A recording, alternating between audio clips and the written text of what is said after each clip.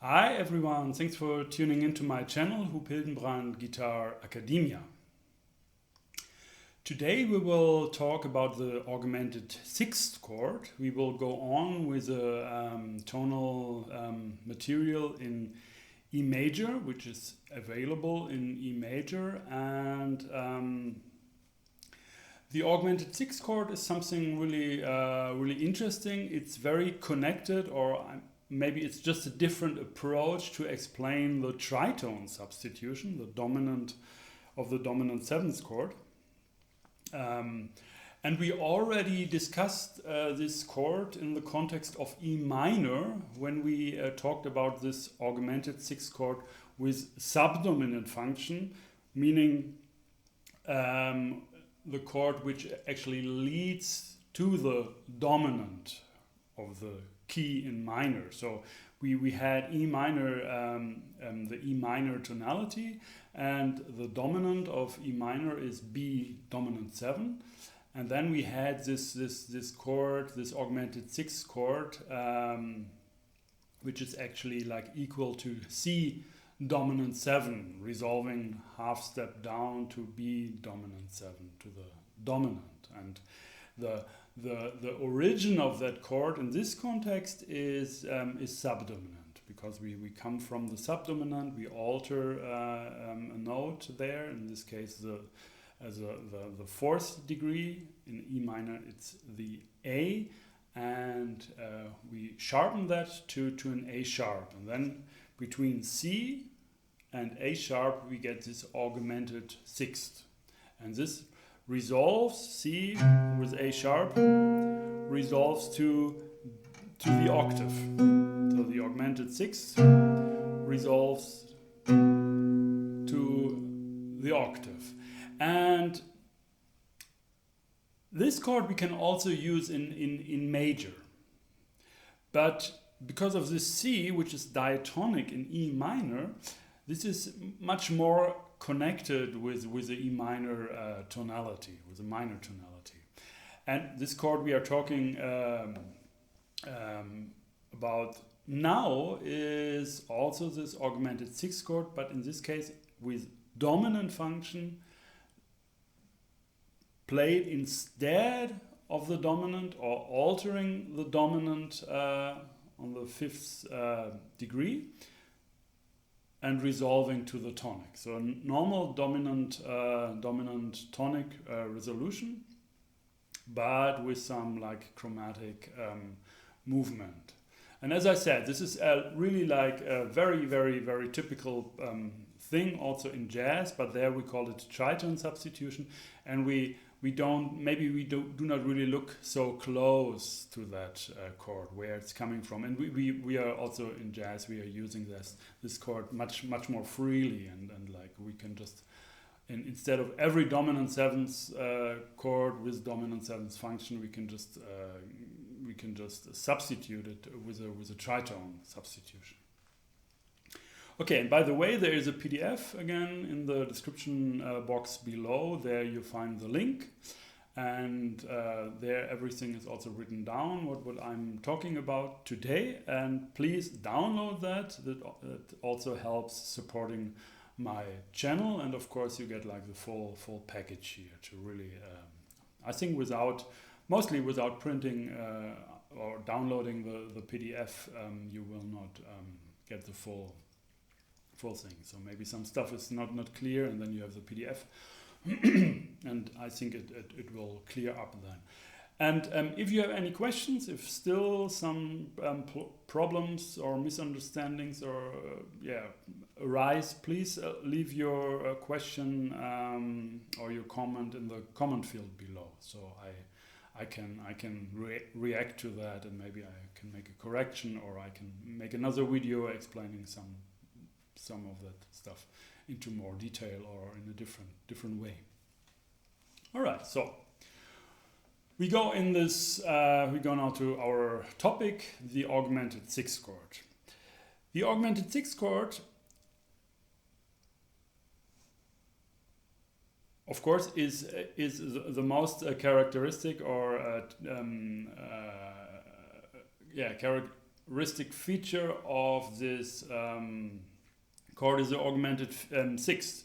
And this augmented sixth is actually coming from F and D sharp. And remember, we are in E major now. The tonality is E major. And this F and D sharp will resolve to the octave, to E and E, which is our tonic root, the tonic pitch. So we have this kind of basic movement, what we have in all augmented sixth progression. In jazz you have this, you call this, this is actually, these are just excerpts, just voice leading, you call this an F dominant seventh thing, so the root and the minor sevenths, and then you go to E major sevenths mostly, or E minor major sevenths, or maybe E minor six, or E major six. So any kind of a tonic chord or like secondary tonic chord. So tritone substitution is moving down a half step to its destination, to resolve there. It's like a dominant function. Okay, so where is this F actually coming from? Because the D sharp, of course, we have. Where we get it from is actually we think B. We think the B major chord, the fifth degree of the scale. So B major.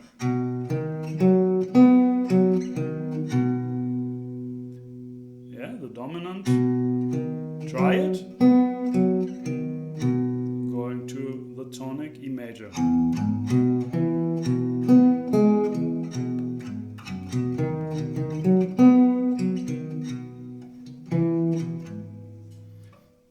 Now, what we are doing, B, D sharp, F sharp, the dominant, try it, we lower the fifth.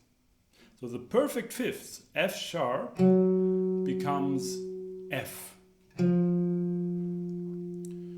So we should really avoid now to play any F sharp. Otherwise this F would become an E sharp, and this resolving to the perfect fifths. But no, we want to have actually like a when we see it from B, we really want to have a flat five,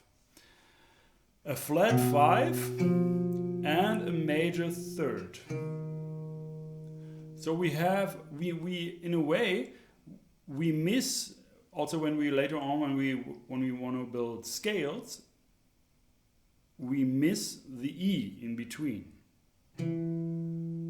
because we already have a whole step here, and in this more traditional harmony and in almost all jazz scales, maybe beside like maybe there are some exceptions to that, but normally we try to avoid like this chromatic in a scale. And chromatic in a scale, in our sense here, in like our field in Western harmony, is like two half steps following each other. So like D sharp, E, F. Although every note has a different name, like a kind of a D going to kind of an E, going to a kind of an F. It's not like E flat, E sharp or something like that, which is really chromatic. But we have like these three notes which are so close together, so that we in a way we have the impression that maybe the E is just a chromatic passing tone. And also in this, when we would use the E in our scale for this augmented sixth chord, B, like our dominant chord, actually E would already be the resolution, and it would be actually the resolution of the D sharp going to E and the altered F going to E, because this is like really the augmented sixth. It's actually like a diminished third. Yeah, we go from D sharp to F, it's a diminished third. But if we invert it, if we take the F here, or we put it here, and we spell it F, D sharp, then it's an augmented sixth. And as I said, this resolves, or yeah, so that's the resolution. And so we have like two strong kind of leading tones which have a lot of tension and want to resolve to the tonic. So we try to avoid this note in our scale. We want to, I mean the E, we don't want to show it before the actual resolution comes. Okay, so now when we have this B dominant triad here, and we lower the F sharp to F, then that is our first augmented sixth chord, our first variation. Actually, we have like four different forms, four different variations. They have all like different names, like French augmented sixth, or like German augmented sixth, or whatever. Italian sixth. I wrote them all in the PDF so that you know them, but I'm actually not using these terms. Okay, so if we lower this F sharp to F, we have actually a hard diminished triad. Yeah, hard diminished means we have a major triad and we lower the fifth. And when we play this in arpeggio,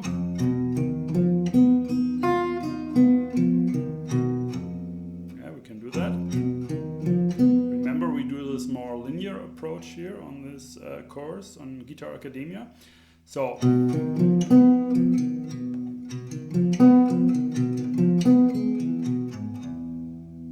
so that resolves quite nice, and I can also play it as a chord, as a voicing.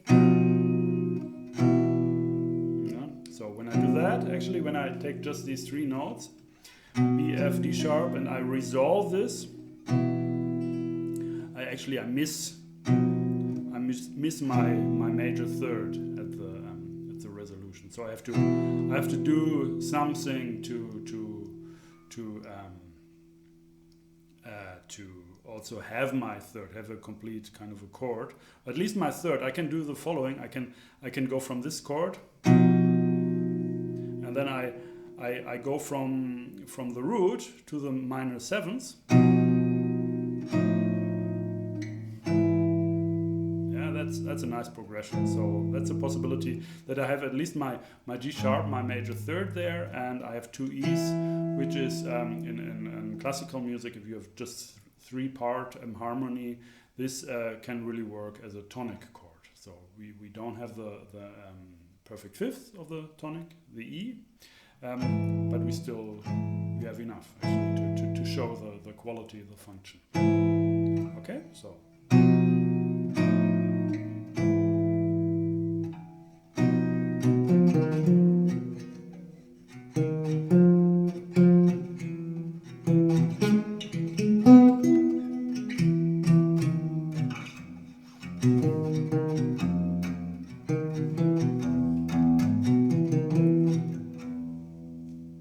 So that's the first one. Actually, it's called here, it's like the Italian sixth.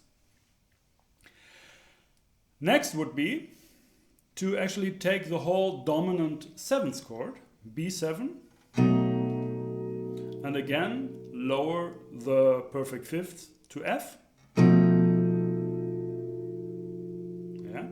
And that chord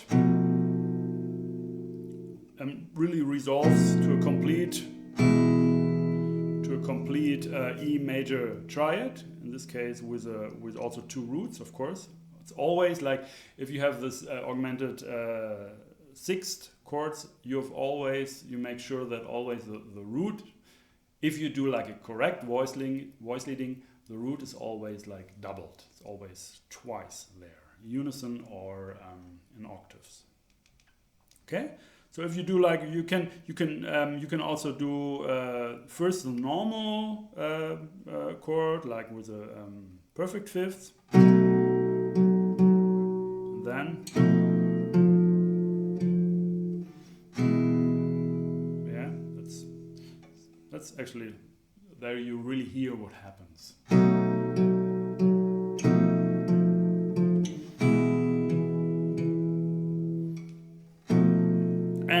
Now, the interesting thing here with this chord is that this is actually like a symmetric structure. Symmetric means, in this case, it repeats a tritone higher. So what we have here, we have a major third, yeah, D, F sharp, B, D sharp, and then we have F, A, another major third. And this is just a tritone away. So it's like symmetric.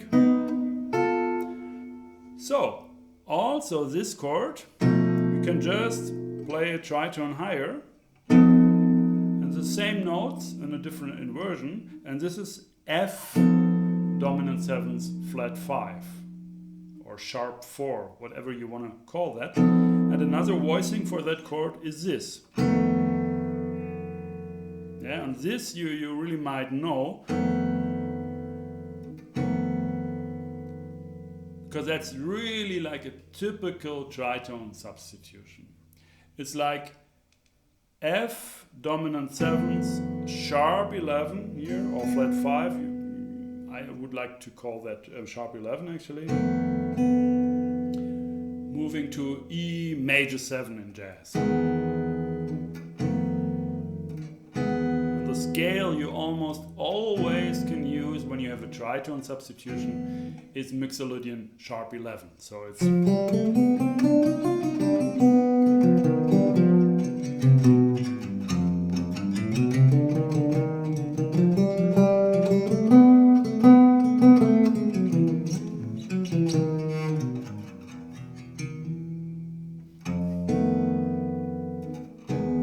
or classic, more Western harmony, classical tradition would be like.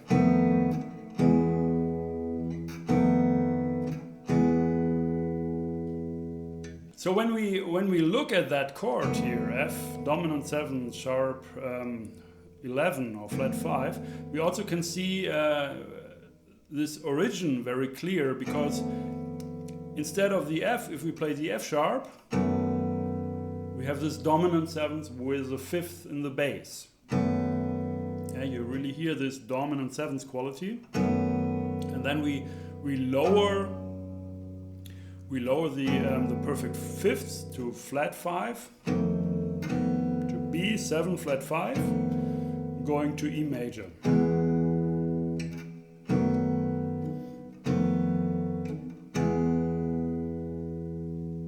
Yeah, so you can actually, this is a way you can think of this tritone substitution.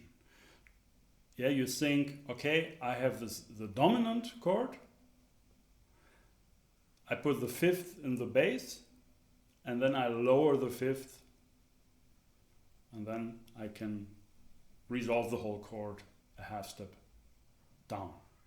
Yeah, the lowered 5th goes to the tonic or the secondary tonic, depending what is your target chord. Okay, that's one. Another one.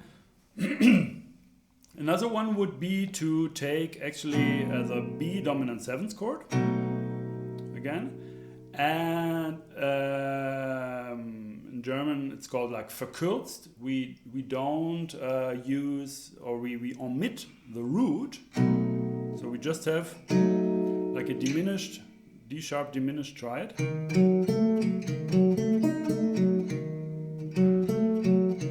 And then we lower again this F sharp, and then we have this kind of a chord. And this chord actually has also a name, a triad name. It's like double diminished. if we take D sharp as a root, then we have D sharp, F sharp, A is the diminished triad. And then if we lower the minor third, the F sharp again, F sharp to F, it's double diminished. Now we call this double diminished triad.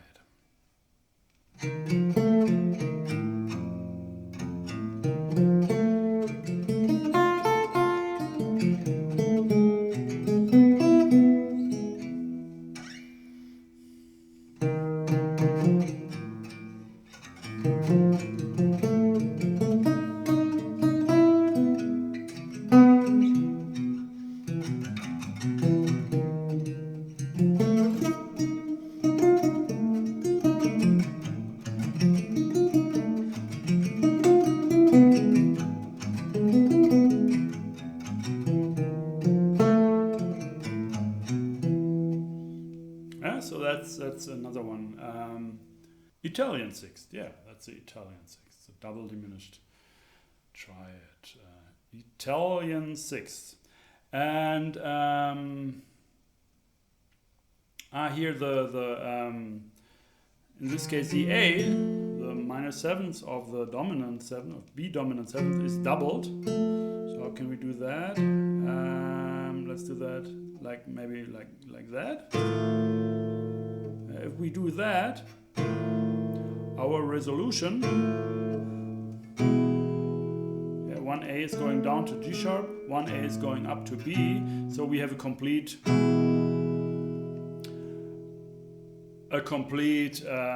major triad, in this case doubled octave, but it's all on the page actually. So the idea is that if we have a triad and we resolve that, and we then if you follow the strict voice leading, then actually we miss important notes of this target chord.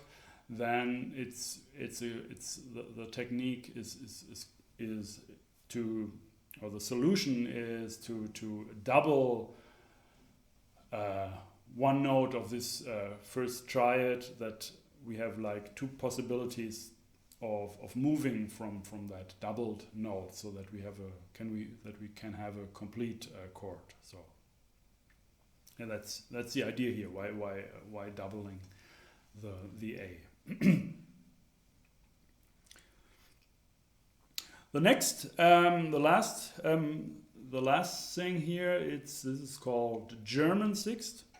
Is we take again a B dominant seventh chord, but in this case we add the flat 9 and we omit the root. Yeah, so we have a typical like a diminished seventh chord, which functions as a dominant, which has dominant function. So D sharp, F sharp, A, C.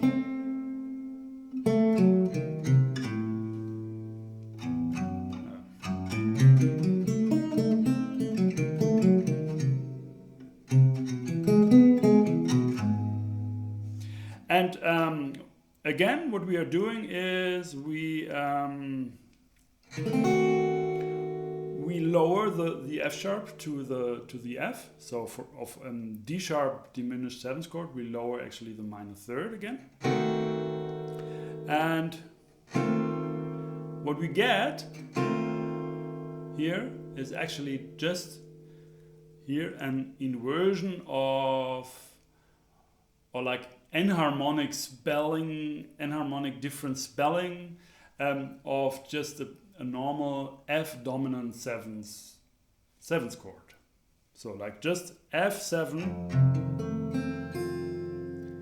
has this weird long explanation of being a B dominant seventh with an added minor nines, omit the root, and enharmonic spelling. Yeah, that seems to be a kind of a weird, awkward explanation, but actually it's not Not really, because it's really this has really dominant function and wants to resolve there. So we have to find a kind of an explanation why this is not like why this is not going to B flat major or B flat minor, so like a dominant 7th chord, really like with a regular resolution. Yeah, so this goes down a half step. So somehow we have to explain that. So the tendency, why this tendency of that chord is different than, yeah, if I say, okay, this chord is F, A, C, and D sharp, there are different tendencies as if I would call this F, A, C, E flat. Yeah, and when I say F, A, C, E flat, it's just an F7 chord, and this normally wants to resolve to a kind of a B flat chord. Yeah, but I call this D sharp here, so it goes up a half step to E, and E is not really in any like B flat major or B flat minor tonality. I mean, in the diatonic material, yeah, it would be the tritone of the scale of the tonality. Anyway, so we have this A dominant 7th chord, and again we can play all these steps in between. B dominant 7th with F sharp with the 5th in the bass, going omitting the root, but having instead the C, yeah, the minor 9ths, and then we have this. With that, when we do that, we really hear that it wants to resolve down to B, the C. And so this we have a D sharp diminished 7th chord, and then we lower the minor 3rd, which is in the bass.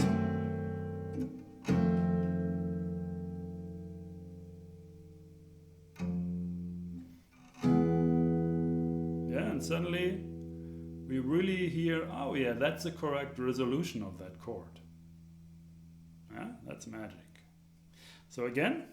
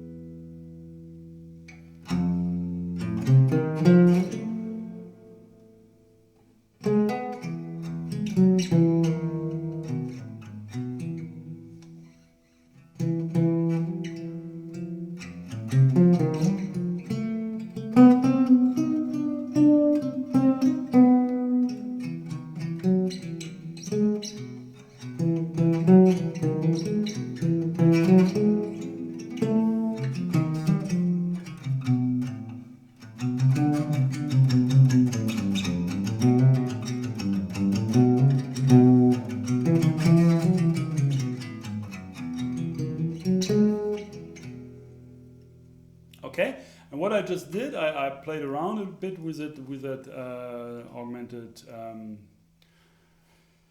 6th chord, F7, and the scale I would choose here is Mixolydian sharp 11. Yeah, that's one good scale choice, and you can also think of that.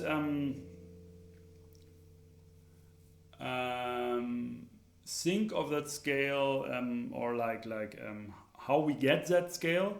Just think it's a dominant 7th chord, the B dominant 7th chord in E major. So we have B, C sharp, D sharp, E, F sharp, G sharp, A, and B. So it's like Mixolydian, of course, diatonic.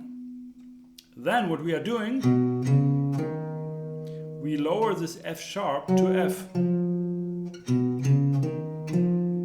And we don't want to have any F sharp anymore because we lowered it. It makes no sense to have that note again. So what do we have to do actually? We can't play that note, so we have to go to the next note. and also to have the minor sevenths of the dominant chord and the root. So in a way we have like a whole tone scale here.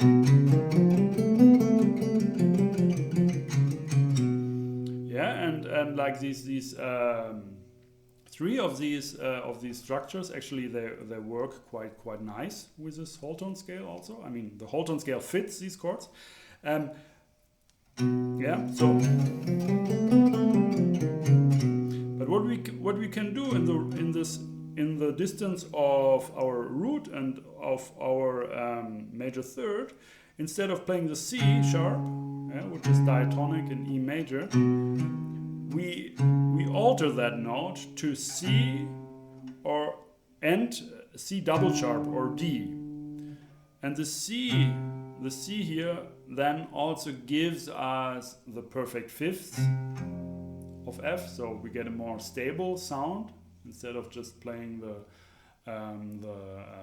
whole tone scale there.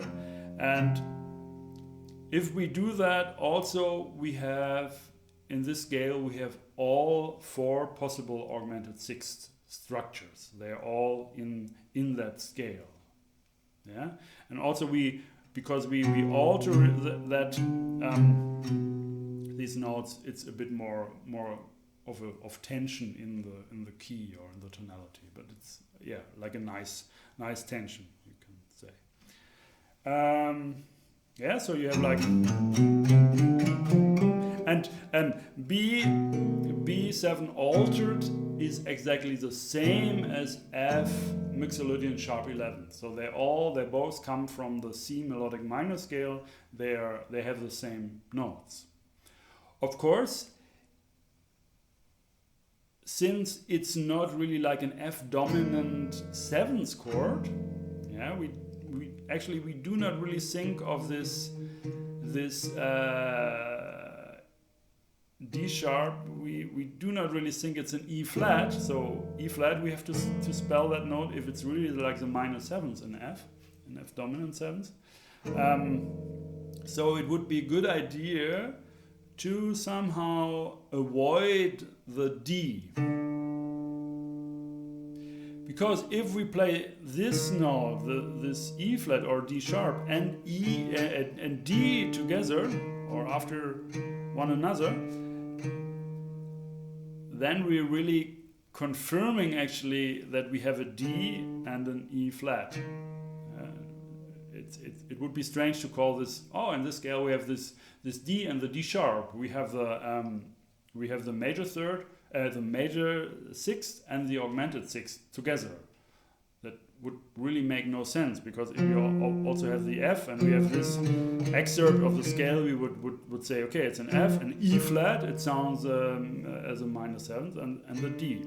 So in a way we have to be careful. I mean, since it's really used as a scale and without thinking D sharp instead of E flat, and since it's used really frequently in jazz, I mean, it's also possible to just ignore what I just said, but to have this maybe more augmented sixth sound and resolution, you can try to be aware of that. And also, of course, besides scale, you have these four different arpeggios you can use. Yeah, you have like B hard diminished.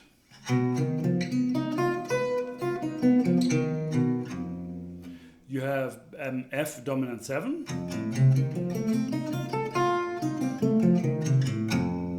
You have F dominant 7 flat 5, so to speak. So this is also this symmetrical sound. Yeah, what you're doing is like you have this. You can explain it in many ways. Actually, it's like F7, and then instead of the C, you have a B.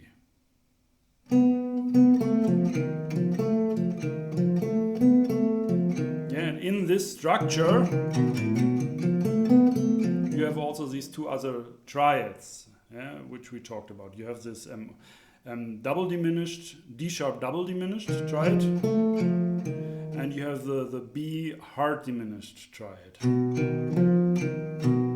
Yeah, so you have B hard diminished, D double diminished, F dominant 7th flat 5, and you have the F dominant 7th.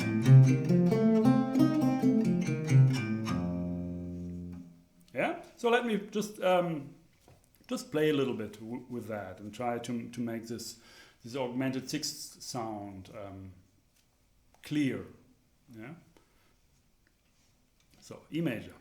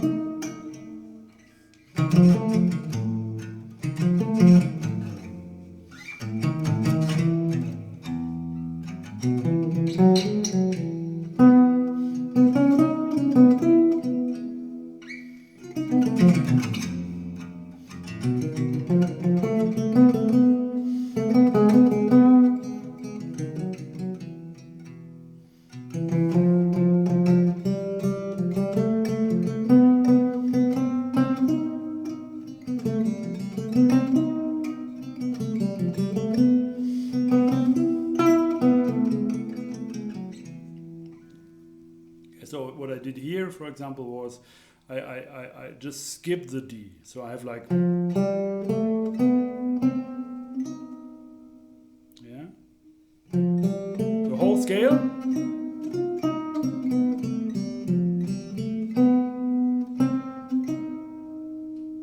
And then, yeah, this resolves also very nice. So that's actually the idea. So as a scale, of course, we can say, yeah, just take, if you sing from F, then you have like Mixolydian sharp 11, but try to avoid the D, the major 6, because it's an augmented 6th chord, and instead of the D, we want to have the D sharp to really show this resolution up to the root of the target chord, of the next chord, of the tonic or secondary tonic. All right, yeah, I think that's it.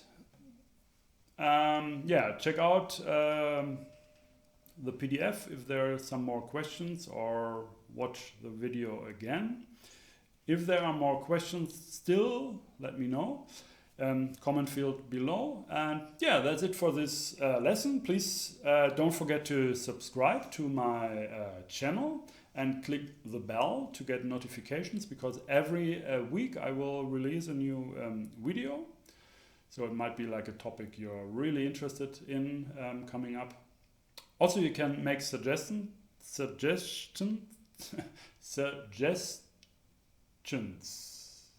of course. So if you have something which you're really interested in, and maybe I can make a video, I can help you with that, I would be happy. Okay, so that's it. And by the way, there is also a possibility to donate. You just follow the link down in the description below to my website, huphildenbrandt.com. There on the Guitar Academia site, you have a button where you can donate. So to get more involved here, to support my channel. But of course, like downloading the PDF is also very good to do that. So it makes, it provides the food for going on here. All right, so thanks for watching. My name is Huphildenbrandt.